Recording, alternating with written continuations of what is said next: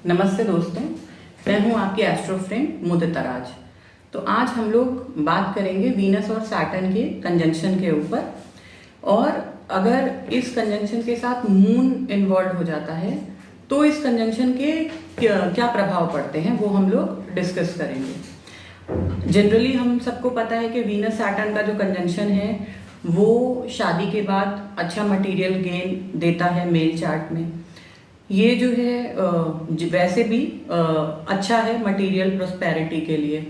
उसके अलावा जो है राइटिंग और पेंटिंग या स्किल्स जो है वो अच्छे देता है, या आप म्यूजिक वगैरह या इन चीज़ों में भी अपना करियर जो है वो बना सकते हैं।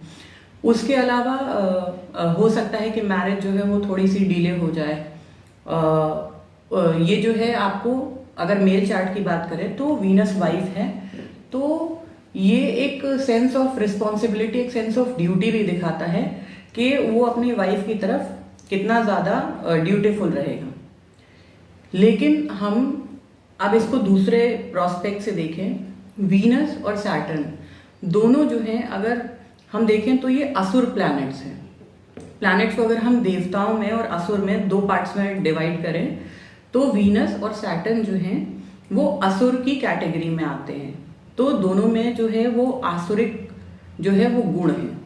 अब देखिए इनका कैरेक्टरिस्टिक्स क्या है, बिल्कुल पोलर अपोजिट है एक दूसरे के, जबकि दोनों बेस्ट फ्रेंड्स हैं। वीनस और सैटर्न जो है हम लोग यही पढ़ते हैं कि ये लोग बेस्ट फ्रेंड्स हैं। बेस्ट फ्रेंड्स इसलिए हैं क्योंकि ये दोनों आसुरिक नेचर के हैं।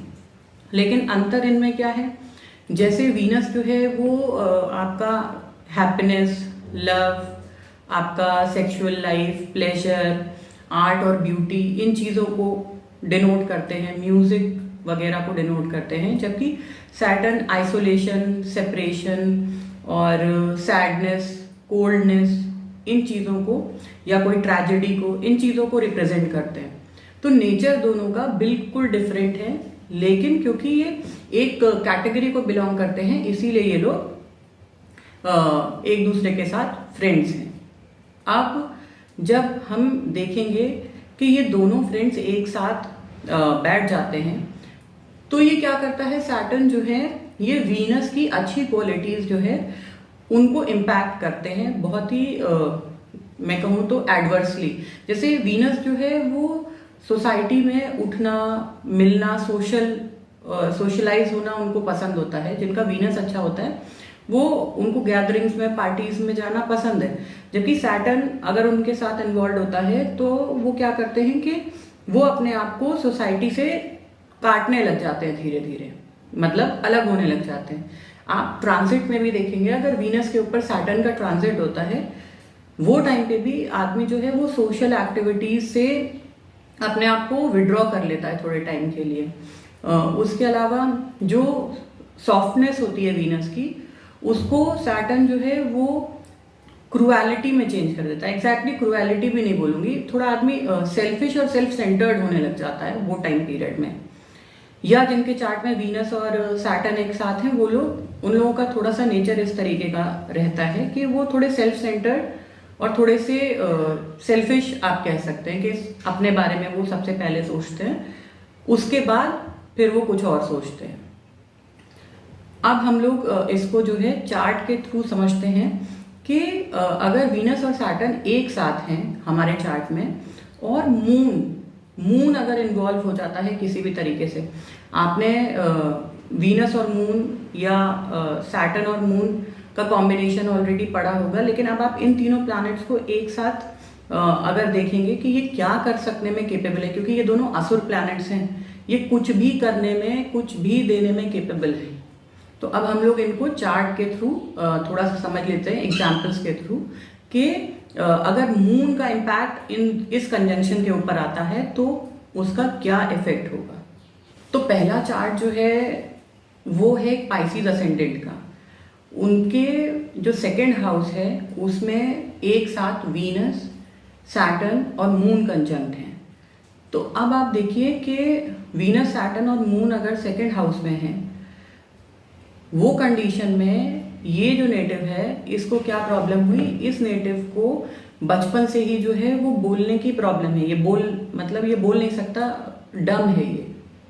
तो क्यों, इस वजह से भाई जब सेकंड हाउस अगर हम देखें तो सेकंड हाउस वीनस है, वीनस मून जो है वो अच्छा पैसे का फ्लो देते हैं, सैटर्न वीनस भी अच्छा पैसे का फ्लो देते हैं, तो नो डाउट इनके पास अच्छा पैसा है, अच्छी वेल टू डू फैमिली को बिलोंग करते हैं, बट ये बोल नहीं सकते।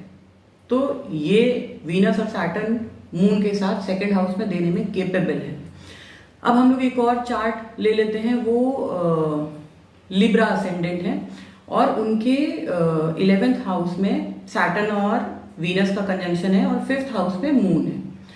तो इनका क्या हुआ कि इस लेडी की मैरिज हुई और मैरिज के विद इन अ मंथ, मतलब एक मंथ भी पूरा कंप्लीट नहीं हुआ और इनके हस्बैंड जो थे उनकी डेथ हो गई। तो अब आप सोच सकते हैं, क्योंकि मून से 7th हाउस, अगर हम चंद्र कुंडली की बात करते हैं तो चंद्रमा से क्योंकि सप्तम में ये योग बना आपका सैटर्न और वीनस का, तो इस वजह से इन्होंने इतना जल्दी जो है ये चीज, मतलब इतनी बड़ी ट्रेजेडी इनकी लाइफ में घट गई। तो आई होप कि आप लोग समझ रहे होंगे कि सैटर्न और वीनस जो है वो एक साथ मून के इन्फ्लुएंस में आके क्या कुछ देने में या क्या कुछ ट्रेजेडी देने में केपेबल हो सकते हैं। अब एक और हम लोग चार्ट ले लेते हैं, वो है टॉरस असेंडेंट है और उनके 4th हाउस में मून है और 10th हाउस में सैटर्न और वीनस जो है उसका कंजंक्शन है। ये जो है इन्होंने एक ऐसे आदमी से शादी करी जो ऑलरेडी मैरिड थे, मतलब वो उनकी सेकंड वाइफ थी।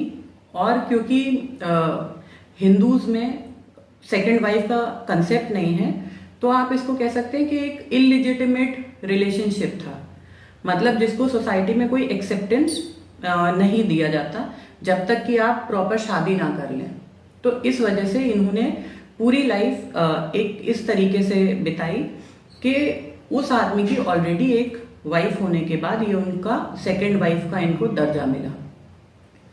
तो अब हम एक और एग्जाम्पल ले लेते हैं, वो है लिब्रा असेंडेंट है, मून है उनका 3rd हाउस में और सैटर्न और वीनस जो है वो उनके 9th हाउस में है। अब देखिए कि मून से 7th में सैटर्न और वीनस जो हैं वो यहाँ पे इनको क्या दे रहे हैं, इन्होंने मैरिज ही नहीं करी पूरी लाइफ। ये बहुत अच्छी और रिच फैमिली को बिलोंग करती हैं, ये खुद बहुत देखने में सुंदर है, साउथ की एक एक्ट्रेस थी ये, लेकिन इन्होंने शादी नहीं करी।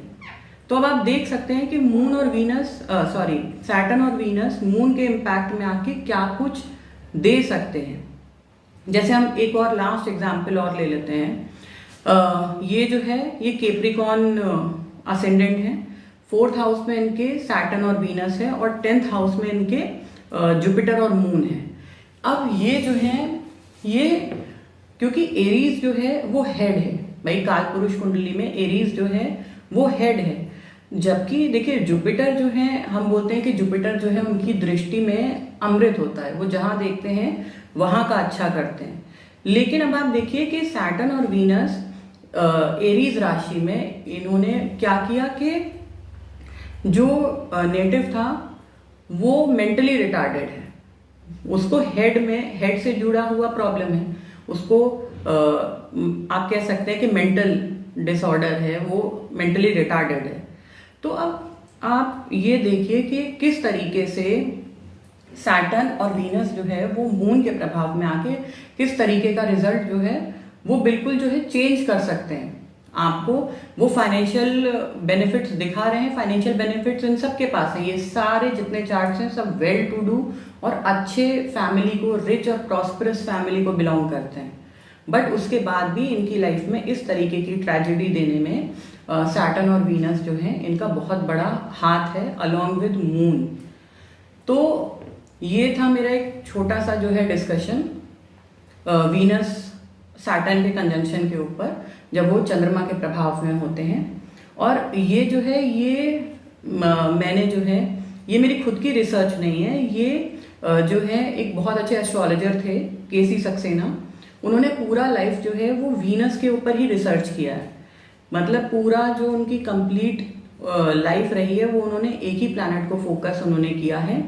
और उन्होंने एक बुक भी लिखी है वीनस इन एस्ट्रोलॉजी।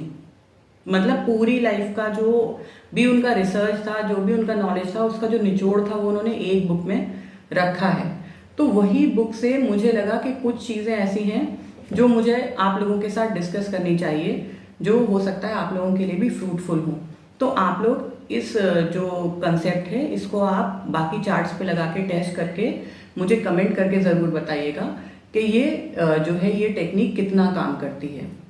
हालांकि मैंने इसको कई चार्ट्स में देखा है और 98-99% जो है रिजल्ट जो है वो एक्यूरेट रहे हैं, एक्यूरेसी है इस टेक्निक में।